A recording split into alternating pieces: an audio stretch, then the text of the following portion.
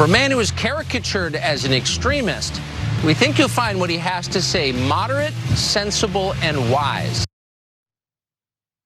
Moderate, sensible, and wise. That is what Tucker Carlson thought of Donald Trump in his interview, which aired yesterday, which is a little bit different than what he has said about him in recent months, including that he's a demonic force, a destroyer. He could destroy us if we play it wrong.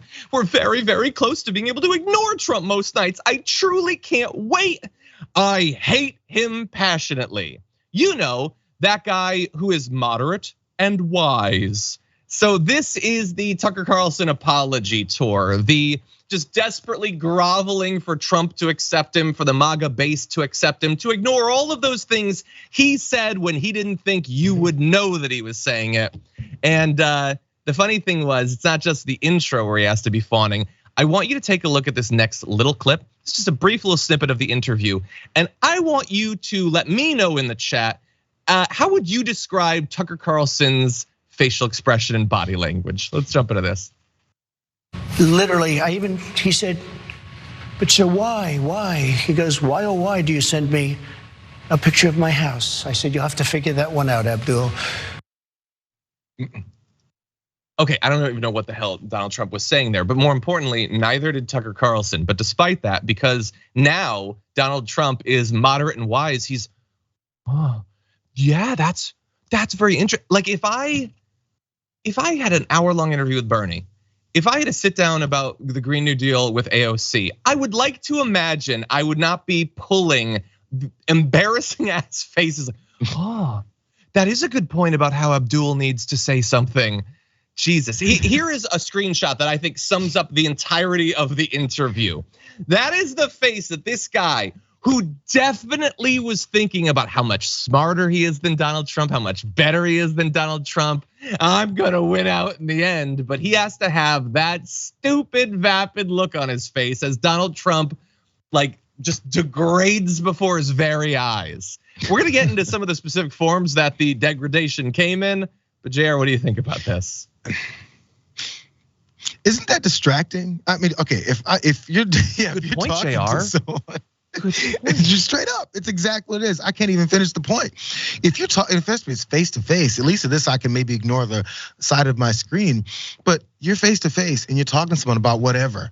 Yeah. So this weekend, the NBA playoffs are starting, and someone's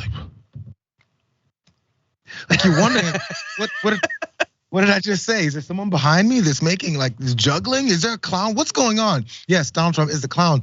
But when you're trying to feign this fealty to him so much that you have to go through extreme expressions to be like, yes, King, yes, King. No, trust me, all that stuff you heard is not true. Yes, King, you have to overdo it the other way. He looks like an actor that's trying to get his facial expressions down for a film or an actor's role. And then in doing so, he's gone a little bit too far over the top and now he's overacting. It's really bad. But also that intro part when you said the moderate part, he's moderate and he's thinking things through. If Donald Trump is moderate in this interview, isn't that a bad thing to you conservatives? Because if he's moderate, that means he's leaning away from the extreme right that he's been on before. So he's moderate now. If he's moderate, that means he's apparently adopted some leftist leaning thoughts, at least leaning. Which ones are those? And isn't that a bad thing? Has he been usurped by the trans mafia?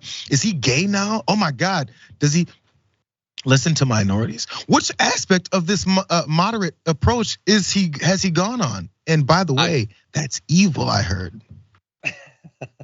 Well, look, I'm going to reassure you because I know that you have now, as a result of this new possibility, become untethered.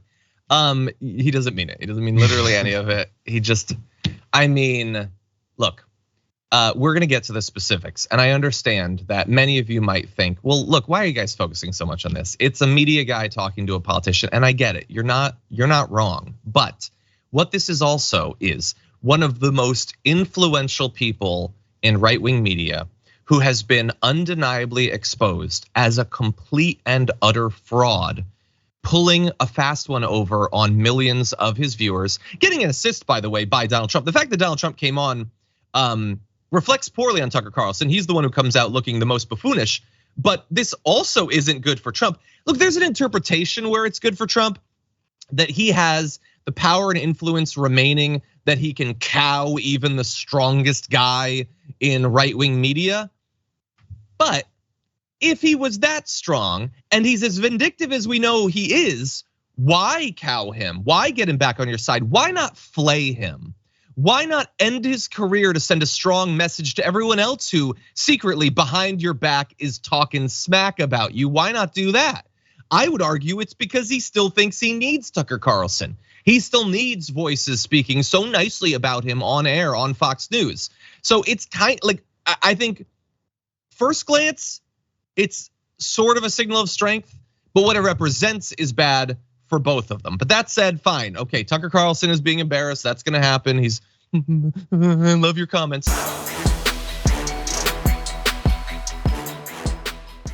Check out the Damage Report podcast each day, wherever you get your podcasts, whether Pocket Casts or Stitcher or iTunes.